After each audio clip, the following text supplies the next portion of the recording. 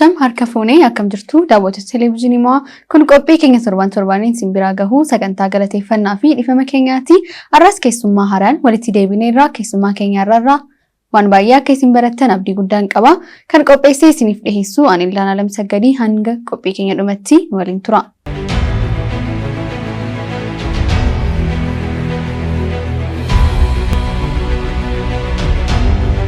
Akkam jirtu? Galata Waaqayyo nagaa qabdi. Nagaadha. Gara qophii keenyatti deemuun dura eebbifamaa bara kanaati. Baga gammaddee siin joo barbaada. Baga wajjin gammadne hundumti keenya. Mee daawwattoota keenya waliin wal haa barru. Tole ani maqaan koo Luba Malkaamuu Tolinaan jedhama. Tajaajila waldaa warra Wangeelaa Makaan Yesuus Asoosaa naannoo hospitaala irraan dhufee amma gidduu kana dhimma eebbaa Lidistaariidhaaf dhufnee as jirra. Asumaan immoo gammachuu guddaa gammannee hundumti keessan amma yeroo kana nu daawwachaa kan jirtanii attam jirtu fayyaa keessanii jedhee nagaa koo isinii dhiyeessa. Haa ta'u mee naannoo Benishaangul Gumuz magaalaa Asoosaa mee nu wal barsiisi. Tole naannoon Benishaangul Asoosaan yeroo ammaa kana magaalaa hawwattuudhaa fi baay'ee kan namatti toltuudha. Nuyi amma hojii wangeelaa naannoo sana irratti hojjechaa jirra. Sanaan itti wal qabatee hojii wangeelaa hojjechaa jirru dhimma baruuf barsiisuu Lidistaar immoo waggaa lamaan darbe amma eebbifaman kana kaasee hojii guddaa dipaartimentii 3 irratti barumsa kennee manaajimentii fi liidarshiippii akkasumas immoo community developmentiidhaanii barattoota baay'ee karaa barumsaan jalaa cufamee ture hedduun carraa guddaa argatanii barumsa kanaaf immoo namni 83 guyyaa kana eebbifamanii eebba isaanii xumuranii argamaniiru. Mee waa'ee Lidistaar Kolleejii namoota hin beekneef akkamitti ibsitu mee? Baay'ee gaariidha. Lidistaar Kolleejiin namoota karaan jalaa barumsaaf teellattafanii jalaa cufamee fi fedhii guddaa amma mandara galee fedha isaanii kakaasee barumsa bishaataadhaa fi ogummaan guuteen akkasumallee barsiisota barumsa kana barsiisanii ogummaa guddaa kan qabaniidhaanii namootatti dhiyaatanii hojii guddaa hojjechaa kan jiru baalleessaa yookaan immoo kochosaa bal'ifatee hojii guddaa hojjechaa kan jiru naannoo keenya keessatti keessumaa naannoo Asoosaatti namoonni hedduun akka itti gammadan asiis immoo biyya waajjirri kuni baay'ee hojjechuudhaaf fedha guddaa kan qabu Lidistaar iddoo guddaa kan qabu namoota biratti ilaalcha guddaa kan qabu hojii guddaa kan hojjechaa jirudha baay'ee itti gammanneerra. Mee namoota hin beeknee fi barnoota akkamii kannaa kan jedhullee yoo keessatti kaafte. Asumaan kanaan jedhu Lidistaar barumsa idilee duwwaa kennatu hin taane barumsa teoloojiidhaanis barumsa kana babal'isaa jira waan ta'eef namoonni amma yeroo ammaa kana naannoo magaalaa Asoosaa duwwaatu hin taane yoo Waaqayyo nu gargaaree amma ofii isaaniidhaan naannoo zoonii Kamaashii, Sadaalii akkasumas immoo Yaasoo waradoota Kamaashii jala jiran waradaan 5 yeroo ammaa kana waggaa kana keessa lafa dheeraa deemanii dhufanii magaalaa Asoosaa irratti baratani. Jaalala Waaqayyo yoo ta'e fulbaana jechuun galmeen magaalaa Kamaashii keessa yookaan zoonii Kamaashii irratti jalqabameera. Naannoo sana kan jiraatan illee itti dhiyaatanii barumsa kana akka baratan waradaan 5 naannoo sana jiranii yookaan immoo magaalaa sana keessatti dhiyaatanii akka baratanii fi yaada koo dabarsuun barbaada. Kanaaf hojii kana baay'een isaanii hin hubatin jiru. Miidiyaa kanaan kanan dabarsuu barbaade magaalaa Asoosaa keessa illee kan jiran waggaa dhufu kan eebbifaman nama 95tu maastersii barachaa jira. Amma immoo itti dabalaan teoloojiidhaanis afaan Oromoon, afaan Amaariffaan, afaan Ingiliffaan dippiloomaa digirii maastersiidha hin kenna waan ta'eef dhiyaatanii waajjirri keenya waldaa warra Wangeelaa Makaan Yesuus naannoo hospitaalaa lakkoofsa 2 keessatti dhufanii akka galma'an fulbaana kanaa kaasanii namni kam barumsa kana fedha guutuudhaan akka baratan jaalalaan tokkummaadhaanii akka yeroo darbee akka isaan baratanii yaada koo dabarsuu barbaada. Haa ta'u aadaa waliin jiraachuu uummata Oromoo fi uummata Beenishaangul Gumuz akkamitti ibsitu? Tole waliin jireenyi aadaa hawaasa Gumuzidhaa fi Oromoo gidduu jiru akkuma beekamu waggaa bara duriiti kaasee dur baay'ee bareedaa baay'ee jaalala guddaa kan qabanii yoo nam tokko gara mandara isaanii dhaqee akka carraa naannoo sana illee duri dubartoonni yeroo da'anii maqaa nama sanaatti moggaasu maqaa nama Oromoo naannoo sana dhaqeetti moggaasu suni yeroo xinnoodhaaf addaan citee ture. Amma garuu yeroo ammaa kana aadaan waliin jireenya isaanii deebi'ee tokkummaan deebi'ee ummati kun nagaa argatee wal keessa deemee waaqeffannaa gaarii waliin waaqeffatee waajjira tokko waliin dhaabatee yerootti walii wajjin jiraachaa jiru haala bareedaarraa amma yeroo jirrudha. Keessumattuu amma barumsi Liidistaar kun immoo erga dhaqee booddee yaada namoota warra gargar fagaatee turellee walitti butee baay'een isaanii magaalaa Asoosaa keessatti amma barumsa Liidistaariin barachaa kan jiran Gumuzidha. Iddoo guddaatti kennanii kan barachaa jiranii harkii 75% keessaa isaanii jaalala guddaa waliif qabna. Waldaa kiristaanaa tokko walii wajjin dhaabanna. Waajjira tokko walii wajjin dhaabanna. Gabaa tokko walii wajjin dhaabanna. Jaalalli keenya deebi'ee haala bareedaarra jira. Baay'ee gaariidha amma yeroo kana. Akka lubatti tokkummaan kun akka jabaatee nageenyi kun akka jabaatee itti fufuuf eenyurraa maaltu eegama jettee yaadda? Akka luba tokkotti kanan dubbachuu barbaadu nageenyi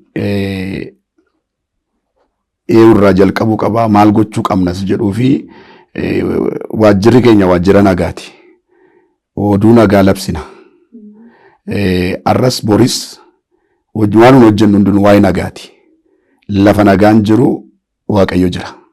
Lafa jaalalli jiru tokkummaan jiru Kiristoos achitti argama. Nun amma sa'aatii ammaa kana yeroo tokko tajaajilaaf waldaa isaaniitti na waamani. Akka carraa fakkeenya tokkoon fudhadhee mucaa faarfataa tokkotu as biiftuu boolee galee jira mucaa Gumuzii tokko asii faarfata. Mata duree darbaa deemaa jedhu irratti lallafa. Barsiisa kennaa jira. Darbaa deemaa Waaqayyo wajjiniini kan jedhu irratti dubbachaa jira.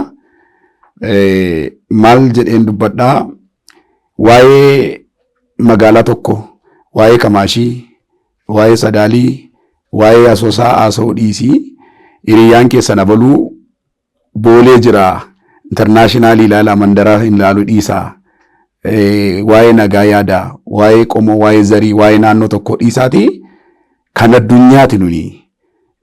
Kanaaf nagaan bade jaalalli bade sun haa deebi'u jedheeni saba izbii guddaa konfereensii guddaa irratti dubbadhee amma irraatti haasa'aa jiru. Lubi keenya waa'ee naannoo dhiisaa waa'ee mandaraa dhiisaa waa'ee sakaleessaa dhiisaati isa gara fuula duraatti deeme nuun jedhee nu barsiise jedhanii sanarraan kan ka'ullee har'aa waldaa guddaa naannoo sanatti waldaa Makana Yesuusii banamee yerootti Waaqayyoon wal wajjin waaqeffachaa jiru. Kennaa qulqulluun dhaqeen kennaa wangeela nan lallabaa tokkummaan keenya baay'ee jabaachaa jira. Kanaaf amma ta'anii kan na dhaggeeffachaa jiran yoo jiraatanii nagaa inni jedhu kun salphaa miti. Tokkummaaf jaalalaaf nagaadhaan gara fuula duraatti harka wal qabannee hojii hafuuraas hojii misoomaas akka hojjennu jedheen yaada koo kenna. Haa ta'u hojiiwwan ijoon isin akka dhuunfatti keessatti xiyyeeffattanii hojjettanii maalidha? Ani akka kootti hojii biraa ani hojjedhu kan biraan hin jiru. Hojii hafuuraa hojii wangeelaa irraa kan hafe hojii wangeelaa yeroo hojjedhu adiidhaaf gurraacha beekaa wallaalaan jedhu naannoo Asoosaa irratti hojii guddaa hojjechaa jirra. Hojii babal'isuu hojii wangeelaa. Hojii wangeelaa caalaas kan ijoo guddaan hin jiru. Haa ta'u malee hojii wangeelaa yeroo hojjennu namni hundinuu fayyee mootummaa Waaqayyoodhaaf akka ta'u wangeela mootummaa Waaqayyoo lallabna. Macaafa qulqulluu keessaa wangeelli Maatewos boqonnaa 5:13 yeroo jalqabu isin soogidda jedha. Nuyi soogidda iddoo hundumaatti mi'aawuu qabna. Lakkoofsa 16 gubbaa irratti Namootiin hojii keessan isa gaarii arganii abbaa keessan isa waaqarraa ulfina akka kennanitti ifni keessan akkuma kanatti nama hundumaa biratti haleelee haifuudha. An akka kootti wallaalummaa koo jalqabee garaa bal'aan qaba. Namni hundumtuu mootummaa waaqayyoodhaaf garaa isaa akka kennuun barbaada. Yaada isaa akka kennuun barbaada. Waaqayyo wallaalumaa kaasee lafa baay'ee nuu kennee lafa baay'ee irratti hojjenneerraa xiyyeeffannaan keenya inni guddaan namni tokko yoo dubbii waaqayyoo qabate of bara. Of bara yeroo jennu doofummaa keessaa ba'a. Sagalee waaqayyoo doofummaa keessaa nama baasa. Burjaaja'ummaa keessaa nama baasa. Nama baay'ee seexanni hidhee jireenya isaa balleessee mana isaa balleesse. Haa ta'u malee ergasii booddee sammuun isaa kan baname kun barumsa hubannaa ga'aa qabaata. Hawaasummaa wajjin walitti dhufeenya qabaata. Biyyaaf nagaa qabaata. Kanaatii fi xiyyeeffannaan kun guddaan tokko namni mootummaa waaqayyoo irratti akka hundaa'u lammaffaa ofiisaa baree jireenya isaaf waaqayyoof jiraatee ofiisaafis biyya isaafis akka jiraatu barbaada. Maatii kan kee wajjin wal nu barsiisi. Tolee, ani gaa'ela qabadheera. Bara 2002 gaa'ela kan inni dhaabbanne warri ani gaa'ela wajjin dhaabbadhe yookaan warri manaa koo Wangeelee Roobaa jedhamti. Faarfattuudha. Ijoollee 3 qabaa. Mucaan koo isheen hangafaa Qumbii jedhamti. Isheen lammaffaa Jiituudha. Mucaan sadaffaa dhiiraa immoo Sanyii jedhama. Maatii koo ani amma qabu wajjiniin baay'ee hojii waaqayyoo yeroon magaalaa Mandiirraa jirus ammas Asoosaa jiru dhiibbaa guddaa tajaajila koodhaaf kan naa godhu warra manaa kooti. Waaqayyoon naa kadhatti na jajjabeessiti. Keessumatti illee tajaajilaaf yeroon bobba'u lallabaaf yeroon ka'u sa'aatiin dheeressee minaan gabaabsiisaa illee natti himti. Baay'ee kanan jaalladhu. Isheen hojii afuraa keessatti kan wal barre takkaama isaa walii wajjin tajaajilaa turre. Erga waliin tajaajillee booddee immoo 2002 gaa'ela dhaabbannee ammarraatti jaalalaaf tokkummaadhaan mana waaqayyoo keessaa wajjin tajaajilaa jirra. Kanaaf na caalaa hubannaa guddaa ogummaa guddaadhaan maal hojjechuun akka ta'u maal gochuun akka ta'u illee teessee kan natti himtu. Baay'ee waaqayyonis kan naa kadhattu kan na jajjabeessitu. Amma naa wajjin kan jirtu buleettii koo Wangeelee baay'ee galateeffachuun barbaada. Baay'ee waaqayyoo ishee haa eebbisu. Nama waaqayyooti jechuun barbaade. Kanaaf nama maatii dhaabbatee jiru amma kana magaalaa Asoosarra jirra jechuudha. Illee asumatti isheen galateeffachuu barbaada. Galatoomii bakkuma jirtutti. Itti aansuudhaan immoo mudannoo tajaajila keessatti si muddate akkasumas immoo chaalenjiin yoo jiraate illee kan nama barsiisa jettee yaaddu. Baay'ee gaariidha. Isa kana dubbachuun barbaada. Yoo kamiyyuu konfereensii yeroo ana deemu waldaa kiristaanaa yeroo tajaajilu dhaloota wal deemaa jiru akka kootii fi nateellaa jiranii fi abdii akka ta'uufanii dubbadha. Baraani itoon tajaajila hin jalqabinii ijoollummaa kootti kwaariitti galee tajaajila isaa lallabaatuun hin jalqabinii wangeela lallabuun gojoma. Wangeela kana baruma durii ani waldaa warra wangeelaa Maqaneessus keessatti dhaladhee achumattan cuubamee maatiin koosii achuma ammarraatti achuma jiru. Yeroo sanaa umuriin koo hin geenye ijoolleedhaa garuu wangeela lallabuun barbaada macaafa nan dubbisa. Dhaqeenii lallaba nuu kennaan lallaba naa baasaa jedheeniiti warra hangafoota koo gaafadha. Isi umuriin kee hin geenye deebii naan jedhu. Yeroo sana ijoollee lallabsiisuun hin jiru, ijoollee kakaasuun hin jiru. Ani garuu laphee koo keessaa na nyaata lallabi naan jedha.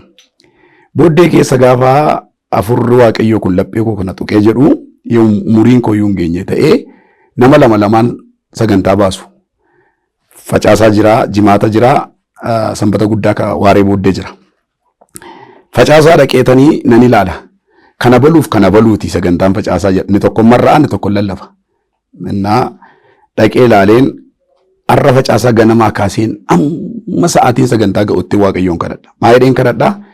isaan lallabaa jiru irraa naa arii dhaqeen iddoo isaanii lallabaati iddoo biraatti ergi jara kana ooshi har'a hin fidinii jedheen calluma jedhee matsaafatti akka nama sagantaan ba'ee fi hin qophaa'a. Gaafa dafeen dhaqatu namni yaa'in dhaqeen ta'a. Dhaqee yeroon taa'u namni 2-3 yeroo dhufu maa inni sa'aatiin guyyaa'eera sagantaa kana hin jalqabnuun jedha maaliif lallabuun barbaada waan ta'eef lakka jarri qophaa'anii dhufanii qabu jedhanii taa'u. Kas jedhee gaddee maal waaqayyo si kadhadheera jara kana maaliif irraa naan ariin jedha deebi'een gala.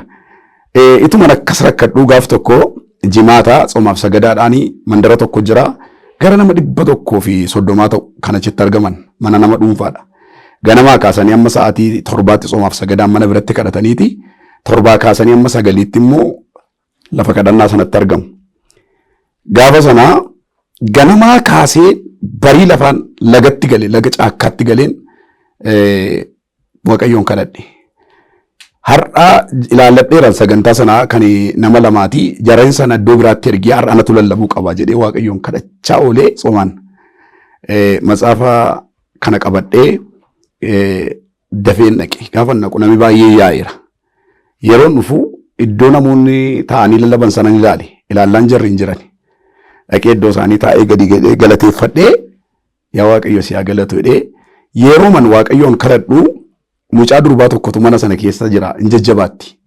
Waldaadhaatii faarfannaa faarfachiifte akka sammaa kana worshippii jedhanii dura ba'anii godhatu hin taane yeroo sanaa nama tokkotu buufata filaa jedhanii faarfachiisu turani. Na mucattiima yeroo man kadhadhu ishee irratti hin kadhanne mataa koo keessa jirti na dhowwatti laataa isheen immoo yoo jiraatti na dhowwatti laataa jedheen kadhadha. Atuma hin jedhu ergan gajjadhee kadhadhee booddee manuma isaaniiti mana intala sanaati. Kutaatu jira kutaa kiskoo wayii jira kiskoo sana baggodhee baneen achi keessa laale ilaallaan teessee matsaafa dubbifti. Eessa dhaqanii warri sagantaa har'a ba'eefi jedheen gaafadhe. Jennaanii isaanoo nama dhukkubee hafuuraamaan qabee jennaan iddoo biraatti waamanii warri dhufee tajaajilu jedhanii deemanii jette. Egaa ani nan lallabaati ati naa marra'iin jedheen. Akkas jettee ol jettee na ilaalte. Eewweetti annan lallabaati marra'iin jedhe. Nan lallabas nan marra'aas nan kadhadhas jette. Bakka nan marra'aati ati lallabiin jedhe. Booddeedha kan kee inko booddee lallabdaa jette. Maaligaa mana keessanii yookaan mirriitii naa kennii yookaan lallaba naa kennii anootti qophaa'een dhufeen jedheen. Na didde. Dhaqeen deebi'ee taa'e. Dhuftee marraatee lallabdee amma isheen marraatee lallabdee kadhattu kana inuma bu'a. Yaa waaqayyo meerree kan koo anoo si kadhadheeraa eessattan lallabaa sabnan itti lallabu meerree attaman godha yaa waaqayyo ani si kadhadheeraa ni jedhe calleedheen boo'e baay'een boo'e. Naan yankee yeroon hin geenye naan jette waaqayyo ishee eebbisu guyyaan ammaa saganaa amma irra jiru natti himti isheen raajii achi kee natti dubbatti yeroo siif natti hin fakkaanne. Amma maal jechuun barbaadee dhalootaa fi yeroo ammaa kana waldaan kan kee malee hin jiru gama sana jira namoonni obsuu hin danda'an dhaloonni waldaa kee dhaabachuu hin danda'an. Dubbii xinnoo yoo itti dubbatan fiiganii ba'u. Anasumaan dhaamsan dhalootaaf amma ta'anii kan na dhaggeeffataniif dabarsu obsanii guyyaa waaqayyoo eeguun eebbatti nama baasa. Isa booddee sagantaan raawwateen gara manaatti galuuf ka'e. Mana keenya gajjallaa akaakiltii baay'eetu jira. Akaakiltii kanaa baarzaafisa jedhamu. Irraa muraniitu deebi'ee biqilee jira. Yeroon akkas ilaalu saba waaqayyoo natti fakkaate. Laphee koo keessaa lallaban sila irratti qophaa'e lallabi naan jedha. As ilaalladhee achi ilaalladhee namni hin jiru.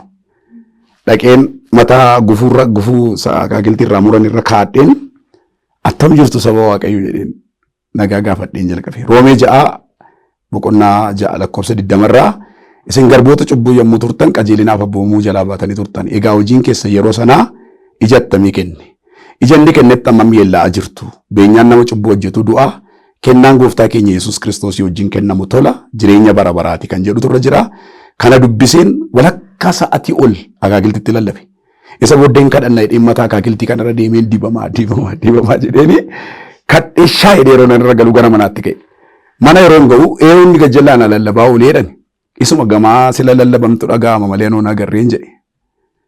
Kanaafi warri tajaajilan dhabe jedhanii waldaa keessaa hojjetoota wajjin jaarsolii wajjin wal komatan faarfannaan dhabee lallaban dhabee baay'ee rakkadhee karaa darbaana dhoowwata warri jedhanii ergaa isaanii qabatanii hadhaabatanii fuula waaqayyoo dura hadhaabatanii turanii waaqayyoo na eeganii ergasiitii amma nama 10,000tti amma nama 20,000tti amma nama 30,000tti akaakiltiin gaafa sana ilaaleetti lallabe kan fakkaatu kanuma sabii waaqayyoo kanan jedhee har'a waaqayyoo irra na dhaabeera. Guyyaa waaqayyoo namaa ga'a waan ta'eef guyyaa waaqayyoo haa eegan dhaloonni kuni guyyaa waaqayyootti immoo waaqayyoo lafa namaa bariisisa jechuun barbaade. Asirratti ergaa qabdullee yoo jiraate dhaamsallee yoo jiraate asumaan walii qabsiisiin. Dhaamsi ani qabu ammas irra deebi'ee kanan jechuu barbaadu yeroo tokko bara 1983 mana barumsaa irraa gara teellaa deebinee turre.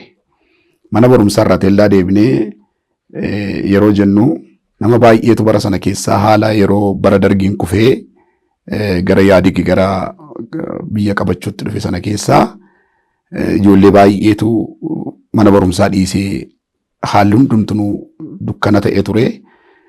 Yeroo sanaa barumsa akkaniin barree fi maatiin koo na dhowwanii turan.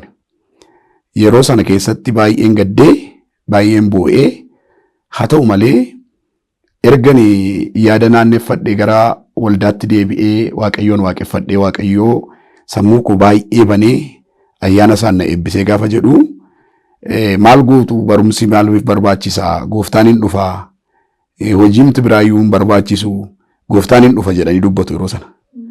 Hin galla dhiibnee gallaa hojii baay'ee hojjechuun hin barbaachisu kan jedhu namoota baay'eetu yaada akkas akkasii agalgaayii taatee jennaan namoonni gooftaa fudhatanii jennaan hin deemu hojiinis manni barumsaas hin barbaachisu nuun jechaa turan. Taa'ee gaafan itti yaadee jedhu namoonni barumsa baratan baay'een nu bira darbe. Garuu hojii hafuuraa hojjennaa lakkaa yeroo isaaf guyyaa isaatti immoo deebinee barumsatti deebinee barumsa barannee sadarkaa ammarra geenye kanatti illee erga barumsatti deebineeti. Kanan dabarsuu barbaadu dhaamsi dhaloonni amma jiran kun tokko hundee isaanii dubbii waaqayyoon gadi fageeffatanii inni baratu baratee inni nagadu nagadee inni hojii garaagaraa hojjetu hojii isaatti jabaatee akka deddeebi'uun barbaada. Egaa qophiin keenya galateeffannaa fi dhiifama. Kan irratti umrii kan kee keessatti namoonni dhiibbaa guddaa uuman yoo jiraatan akkasumas kan dhiifama gaafatu yoo jiraate asumaan carraansi kan. Ani namoonni dhiibbaa guddaa uuman yeroo jennu dhiibbaa jireenya koo gara guddinaatti akka nama waaqayyoo tokkotti kanan dubbachuu barbaadu dhaloonni koo naannoo Mandiidha. Amma yeroo kana magaalaa Suusaan jiraadha malee jireenya hafuuraa keessatti namoota na gargaaraa turan namoota nu jajjabeessaa turan. Ituu gara hojjetaa dhaabbataa hin ta'in tola ooltummaa jedhama naannoo afaan Oromoodhaanii Amaariffaan Natsaa Agalgaayii jedhama. Tola ooltummaa gara waggaa 17 tajaajile. Tola ooltummaa sana keessatti baddaaf gammoojjii lafa sa'aatii 6 lafa sa'aatii 4 lafa sa'aatii 5 lafa sa'aatii 2 caammaa tokko surree tokko shamizii tokko hin deemne hojii waaqayyoo hojjechaa turre waldaa baay'ee bal'isaa turre. Sana keessatti gara hojii hafuuraatti guddannee hojii waaqayyoo akka hojjennuudhaaf namoonni dhiibbaa nurratti uumaa turan abboota amantii hangafoota keenya amma yeroo ammaa kana magaalaa Mandii keessa kan jiraatan kan akka lubaa Malaakuu Jiraa kan akka lubaa Qananii Olaanaa akkasumas hojjetoota baay'ee jira fakkeenyummaa nu ta'anii yeroo tajaajilaaf bobba'an waldaa deeman nu fuudhanii deemanii isaanumaan ilaalaa jajjabaachaa guddachaa dhufne ani akka kootti micummaamaa kaaseedha kan qunxaa uffadheedhaan tajaajila jalqabee nagada biraan naganne qonnaa biraan qonnee ijoollummaa kaaseen tajaajila keessatti of arge waldaa warra wangeelaa Makanesuus keessattan guddadhee ijoollummaa kaasee hojii waaqayyoo hojjechuu nan fedhaa nan jaalladhaa gaaf tokko tun karaa deemu kuffisee na qabate. Kuffisee na qabate yeroo jedhu bara'aa gara laga bara'aan naqaa bara'aan sun immoo Oromiyaadhaaf Bileeshangul gidduu caakka guddaa jira.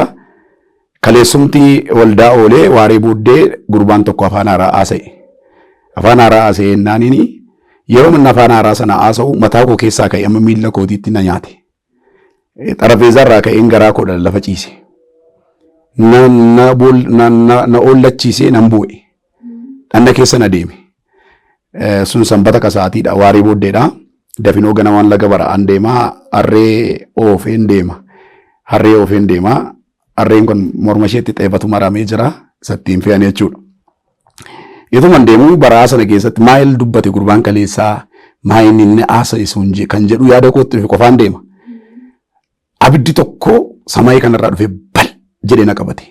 Ulutaaleen lafatti rukutame. Nan iyye. Harreen hin fiiddi annan fiigaa. Harreen hin fiiddi annan fiigaa. Lafa hin fiigu kun lafa sa'aatii 2 walakkaan fiige. Amma mana ga'utti jechuudha. Mana san ga'u harree irraa hiikuun nanni xeeba. Fiigee mana wallaalummaadha. Fiigee mana atuma maatii nagaan gaafatee akkoo kootachi jira. Dhaqeen jilbeenfadhe. Yeroon jilbeenfadhu wanti laga bara'aati irra rafan immoo qunceedhaan dha'anii dhayinoo wayitii koddiroo irra buusanii rafu. Ishee na furgufee ishee qabadhee tun jilbeenfadhu diigeen gate. Yoona kana mucaan kun maraatee jette akkonko. Mucaan kun maraatee. Maaloo itti namoota waamte. Ani maraannee na buusisaa kadhadhu naan jedha. Sabooddee borbariisaa deebi'een fiigee Oromiyaatti deebi'ee galee namni tokko baay'ee nama macaafa qoratuudha. Isa bira dhaqeen akkas na godhaa na buusisaa kadhadhu naan jedhaa waan hin beekneen dubbadhaa jennaanii macaafa naa dubbisee naa kadhatee jabaadhu hafuura Waaqayyoo gara kee dhufee jedhee na jabeessee hiriyoota fakkeenya nuu ta'anii obboloota hangafoota fakkeenya nuu ta'an baay'ee isaanii yeroo sana nu bukkee dhaabachaa turanii baay'een galateeffachuu barbaada. Waaqayyo isaan haa eebbisu. Waldaa kollee baay'een galateeffadhaa. Waldaan keessatti dhaladhina jajjabeessanii gara macaafa qulqulluu barachuutti kan na fidan waldaa amantoota warra wangeelaa buukee baay'ee Waaqayyo isaan haa eebbisu jechuun barbaada. Namni addatti dhiifama gaafachuu yoo jiraate. Tole an akka kootti naman dhiifama gaafadhu wal gaddisiiseera akkas jedhu qabaadhu yoon ta'e illee hojii bal'aa baadiyyaaf magaalaa keessatti naannoo mandii yeroon hojjedhu. Sabakaa bal'aadha. Sabakaa Tululamii jedhama. Waldaa 26 qabna. Waldaa 26 irratti irra deemeen hojjedha. Tarii namni dadhabaadha, dagataadha. Tajaajila koo keessaa ta'uu, jireenya hawaasummaa keessaa ta'uu ituun hojjedhu namni natti gadde yoo jiraate asumaan waltajjii kanarra taa'ee dhiifama gaafadhaa. Dhiifama naaf godhanii jechuun barbaada. Namni natti gaddee jira yoo jiraate asumaan jaalala Waaqayyoo nan gaafadha dhiifama naaf godhani. Ani illee waa'ee hedduun sirraa barachaa jira. Eeyyamamaa taatee waan istuudiyoo keenya argamteef guddaa galatooma. Isinillee galatoomaa Waaqayyoo bara baraan isin haa eebbisu. Daawwattoota keenya isinilleen guyyaa Waaqayyoo eegaa jechaa sagantaa keenya torban kanaas irratti goolabna. Isinillee sagantaa kana irratti argamuudhaan nama kana galateeffachuu barbaada, nama kana immoo dhiifama gaafachuun barbaada yoo jettanii yaaddan lakkoofsa iskiriinii irratti argamu bilbiluudhaan dabaree keessan qabsiisuun nu qunnamuu dandeessu. Akkasumas tajaajilaa fi oomisha keessan beeksisuu dandeessu. Qophii torban kanaa isa kana fakkaataa kan qopheessee isiniif dhiyeessee ani Ildaanaa Lamsaggariin ture. Torban gaarii.